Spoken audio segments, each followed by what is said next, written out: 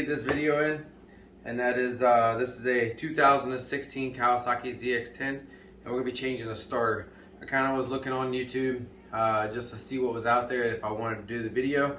I didn't see a whole lot demonstrating anything, so the bike was brought to me like this, taking the seat off and everything like that. It's pretty simplistic. It's 4 bolts back here, slides the cowl back, you get to the 2 bolts for the seat, you pull the seat off. Cowlings on the side here, there's a bolt here, bolt there.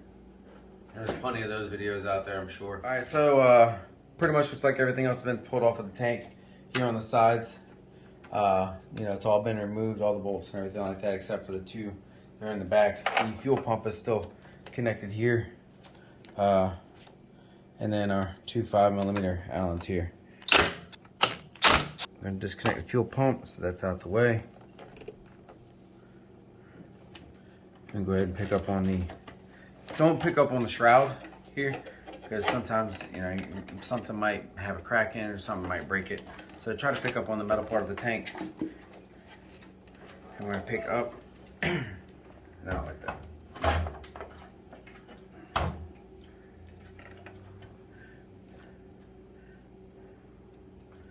Kawasaki, you just spread the 2 red tabs and you pull it off.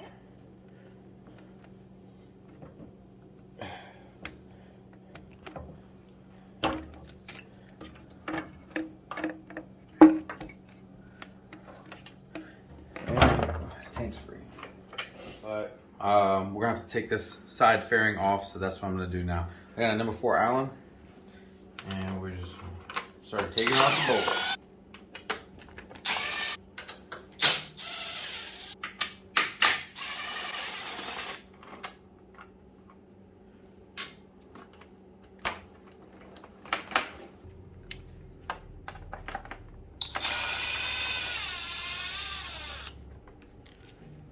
There's the plastic clips down here.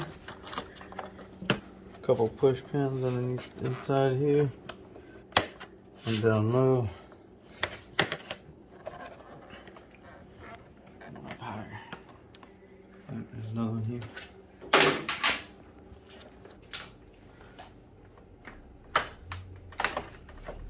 Alright. Okay, so I broke apart the fairing here. And that kind of gives me the angle that I need to get in here. I'm going to try and pull the radiator hose here, right there with a little bit of funnel, to try and get it down into the drain pan.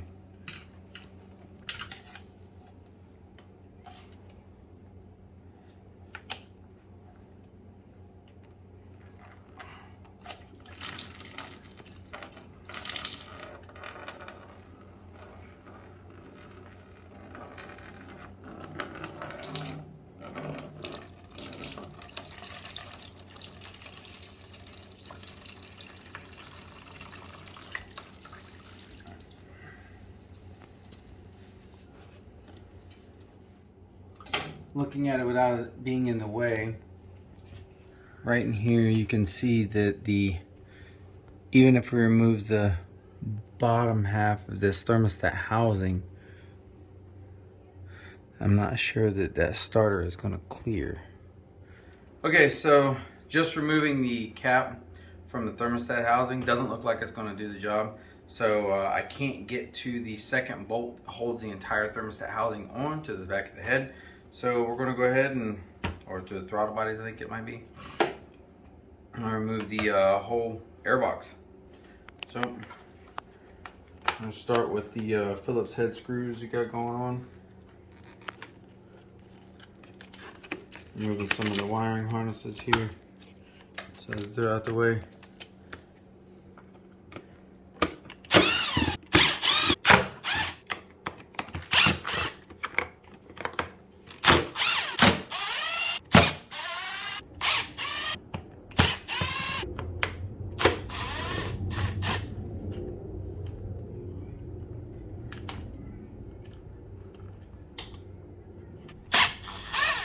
So there's one right in the middle. Yep.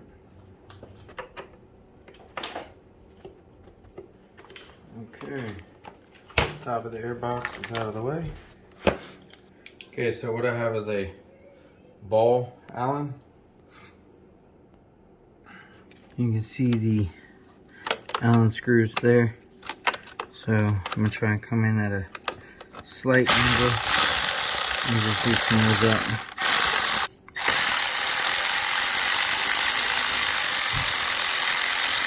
Number 5 up front.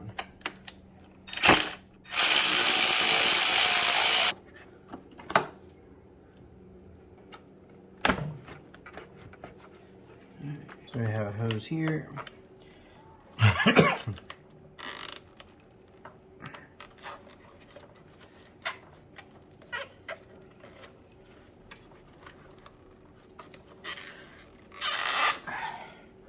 And drain.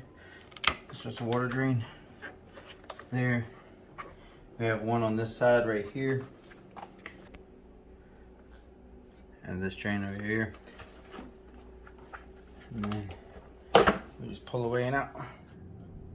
Right there. We move everything out of the way. You can see that 1/8 mil holding this whole housing on. So that's the one I'm after.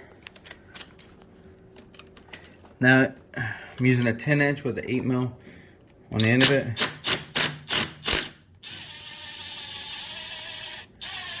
There's a good chance that you could do this with the airbox on.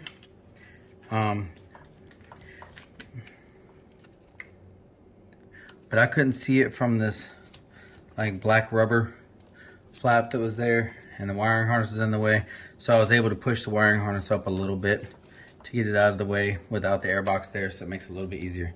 The other screw is right here along the frame rail, and you can see it right here, top of the swivel joint. I'm able to get on that 8 mil there.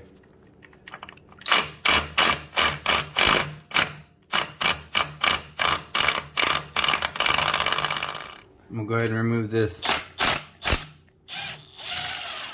clutch bracket or clutch cable bracket, and I'll bolt and pull it like downward so that it goes through and push it out of the back.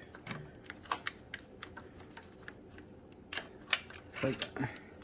And then our thermostat housing should just kind of come right out. Okay, so you have an O-ring here.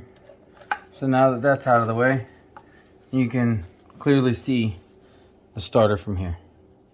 You can see our positive wire there, which is going to be a 10 mil.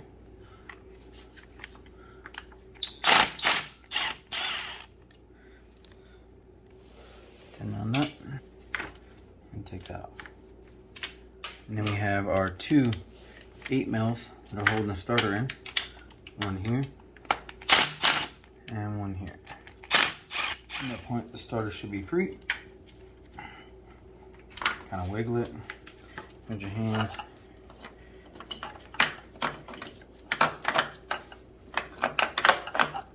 And pull it out to the side. Okay, that's your starter. We have our new starter here. Now, you never want to like put an O-ring in dry, so I'm taking a little bit of the oil that's off of this starter here. And if there's nothing on it, then you can use like a fresh thing of oil. You just kind of want to lube up this O-ring so that it slides in easy. And it doesn't have to be a lot of it or anything like that. You just want a slight thing of lubricant. It can be really anything other than like water. But the O-ring will seal just fine. You just don't want to pinch the O-ring because the O-ring will leak if the O-ring is dry. So you want to make sure that the O-ring is nice and lubed up for when you put it back in the hole in there. I'm just going to slide it back in.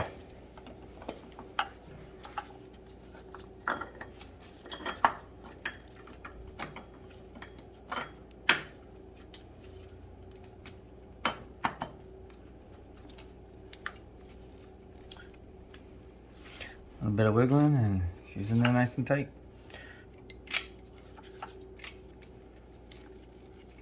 As with anything, especially aluminum parts, you want to start the screw by hand, and you want to start both of them on the starter before you tighten either one down.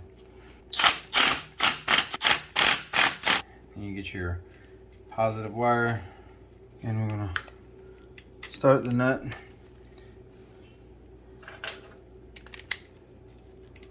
By hand.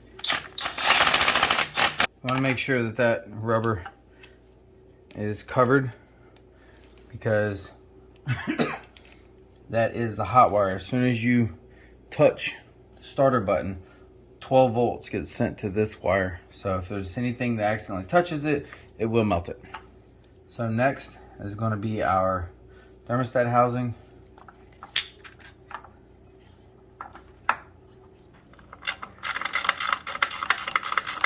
So we're snugging up this side here so that I can try and maneuver the other side, and it kind of stays where I need it so it doesn't move around a whole lot. And then I'm gonna try and get the other bolt in from the other side. So I've got the hole lined up with the threads, and I'm gonna try and put the bolt in there and start it by hand.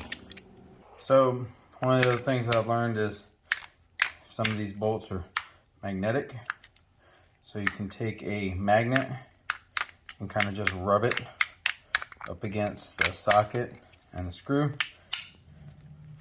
and that'll magnetize it so that the bolt, it's not going to give it like a strong magnet, but it'll magnetize it so that the bolt doesn't fall out. Okay. Doesn't last forever, but it should help you with taking the screw and guiding it down into the hole. Instead of using a swivel joint with a long extension, sometimes that's hard to feel how much torque you have on it, so I'm just going to use a wrench on this side. All right, so now we've got our thermostat in and our starter in. I'll go ahead and put our clutch cable back in. Take our screw.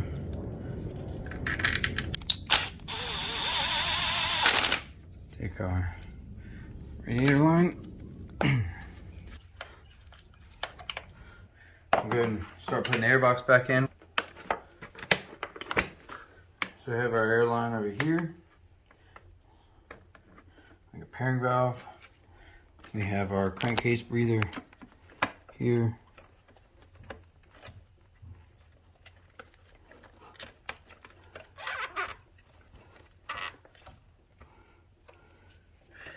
And our water drain. The throttle bodies lined up. Make sure they're all seated well. There'll be no gaps between the stacks and the throttle bodies. We have our number 5 Allen with the ball Allen. Makes things easier.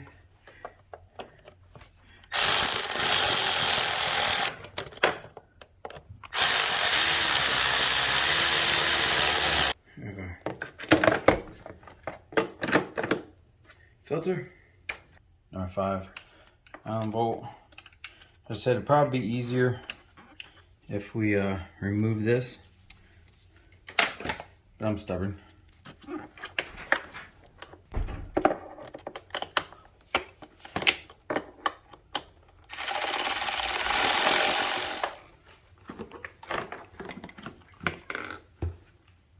So you have 2 different length screws here. You have the shorter screws, which hold the brackets in, and then you have longer screws, which go to the air box. So we'll do all the air box screws first.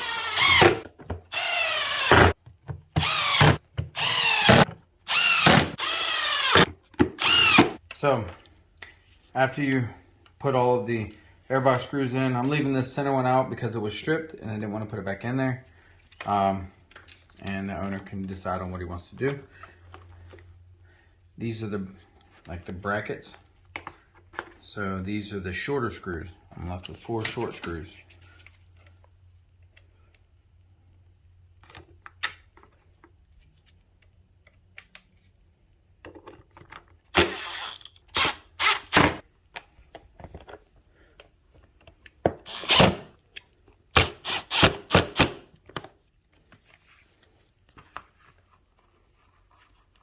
Okay, so I have our air intake temperature sensor. We need to make sure it gets plugged back in. We have our stabilizer.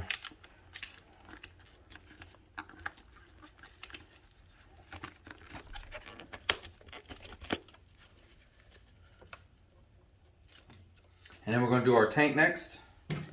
So, gotta make sure that our harness for the tank is around the back, because that's where it plugs in, is right here. We have our hose here, fuel line, snapped in, 2 5mm screws in the back of the tank.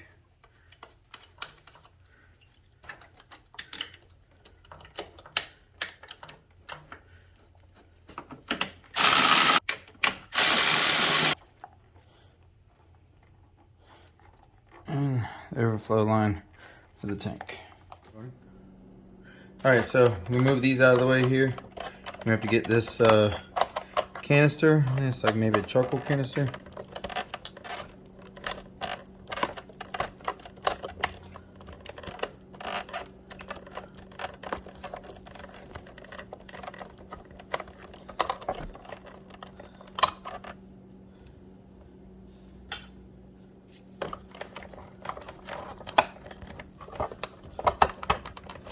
We can see the radiator cap right here.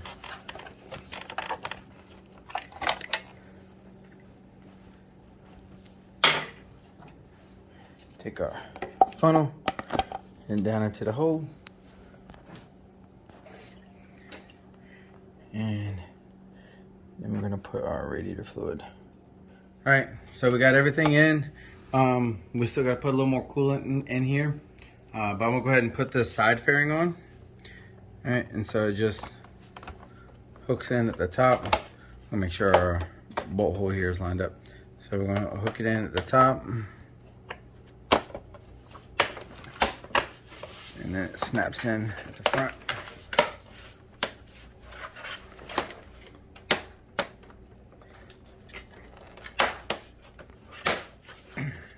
So we have our larger Allen here.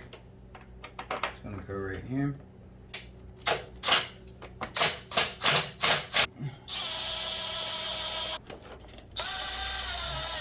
So we have the little hat style bushing here for this one too. Goes in the frame. These hook together using the clip or the push pin. There's supposed to be one underneath too as well, but it didn't have one. And they're just these. So once you put it into the hole, you just push it in like that, and that locks it. There we go. And there's one, last one's at the very top right here. Okay, so pretty much we filled up the radiator. I turned the bike on with the radiator cap off. I let it get it up to about 190 or so the thermostat opens and it sucks down all the water that it needed. And I topped off the radiator and then I closed it while it was running, and now I've turned the bike off. So the radiator, or you should have all the coolant that it could hold at that point. So we're going to be putting our, what I believe to be the charcoal canister back in. And it's got a like a little cage here. So we're gonna get that down inside the cage like this. And this kind of goes over the top like that. All right, and then we have this other part. Okay, and this part goes right here in between, because you can see the split. So that goes in between right there. And this is going to hold part of the top there, the cover. And we gotta make sure that we get those little tabs lined up on this fairing piece so that it sits properly.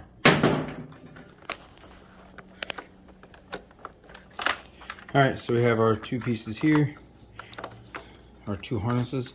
This harness comes down, goes in, and this does the same. At least that's where it came from. So, all right. Now we're going to take our ram air tube cover or fairing insert or however you want to say it. And it has a snap that's underneath. That's okay. So maybe it doesn't. It used to. This one's broke. So it used to be a snap. Okay.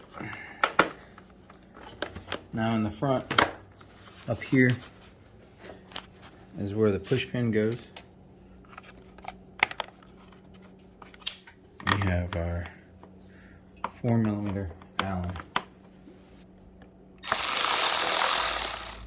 So that's going to be wrapping up our 2016 Ninja ZX10 starter replacement. Pretty much start to finish. I didn't get to show how to take the seat off here or the side panels because they were already removed. But that's all you're going to need to do in order to replace everything. And